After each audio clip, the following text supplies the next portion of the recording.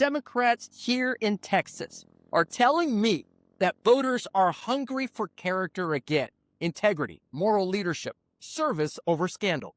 And I believe them, but they have a problem.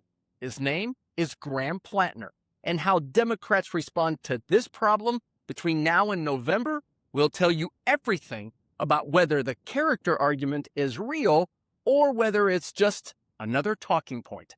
I'm Israel Balderas. I'm a First Amendment lawyer, a journalism professor, and a former TV reporter who's covered politics for nearly 3 decades. And today, I want to talk to you about what it actually means to put principles over politics.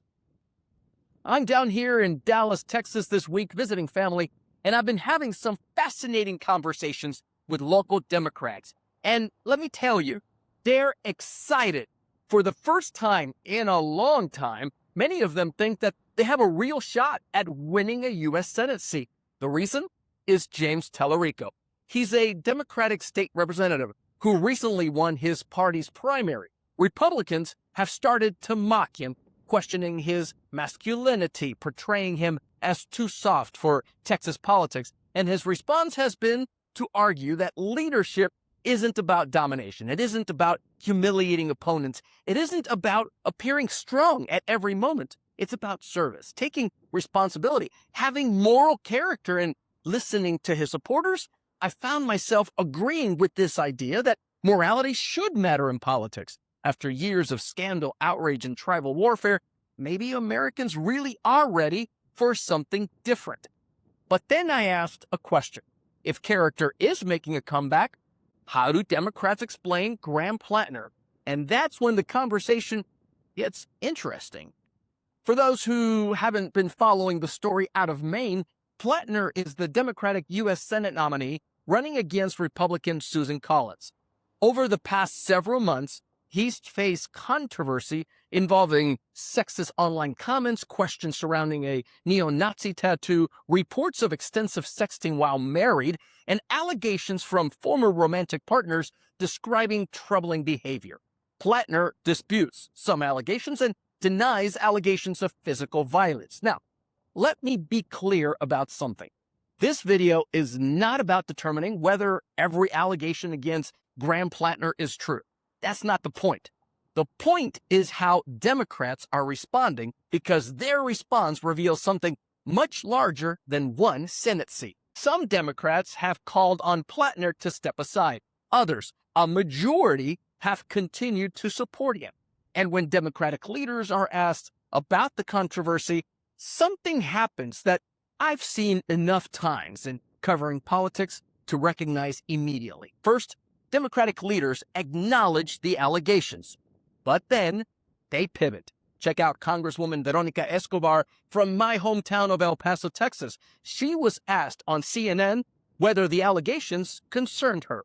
Of course it concerns me, but I will also say what concerns me even at an even greater level is Susan Collins getting reelected. She has given cover and comfort to the most corrupt, incompetent president we've ever had. And hopefully the people of Maine will take away the seat from her. Did you catch that? The question was about Graham Platner. The answer became Susan Collins. The question was about character. The answer was about consequences. The question was about conduct. The answer was about winning. In ethics terms, the ends justify the means. Now, that was the first political move. Concern acknowledged, stakes elevated, standard shifted. Then, here comes political advisor and analyst James Carville. If you committed a crime, didn't charge him, and then throw his ass in jail, but so far we have none of that. We got a guy who he could be 100 times more up than he is. He'd never be as up as what we got in Washington now anyway. Notice what just happened. We've moved the bar. The question is no longer whether this is the kind of person who should represent a political movement. The question is now whether a crime occurred, and absent an indictment, the conduct becomes acceptable, or at least tolerable. And that's very Clintonian, and Carville should know that because that's how Bill Clinton survived the Monica Lewinsky scandal back in the 90s. So that was the second political move, right? The The standard isn't integrity. Now the standard is prosecution. Then here comes a third argument. Trauma, PTSD, military service. Congressman Ro Khanna of California and a potential presidential candidate acknowledged that some of Platner's behavior was misogynistic, shameful, and wrong, while also arguing that Platner had gone through a dark chapter after serving in war and he deserved grace. And maybe there is truth to that. Maybe there is room for grace in politics. I genuinely believe there is. But I want to say something carefully here because I think it matters. Grace and accountability are not the same thing. Compassion and fitness for office are not the same thing. You can believe that a person deserves grace and still conclude they are not the right person to serve in the United States Senate. Those two things can both be true at once. And that's when I found myself thinking about something commentator David Brooks recently said on PBS NewsHour. Because Brooks wasn't really talking about the Graham Platner scandal. He was talking about all of us. You had a lot of people in this country, Republicans and Democrats, who are good people, but they're morally inarticulate, they're morally undeveloped. They haven't developed the criteria to even think about what is my role here, what is his role, what is excellence defined in this role, what is moral excellence as a journalist, as a teacher, as a senator. And that's the line that stayed with me, because Brooks is describing something that didn't happen overnight. We used to ask two questions. First, does this person have basic integrity? And second, do I agree with their politics? And somewhere along the way, we reverse the order. Now we start by asking, can they win? Can they help my side? Can they stop the other side? And once we've answered those questions, well, then we go looking for reasons to excuse everything else.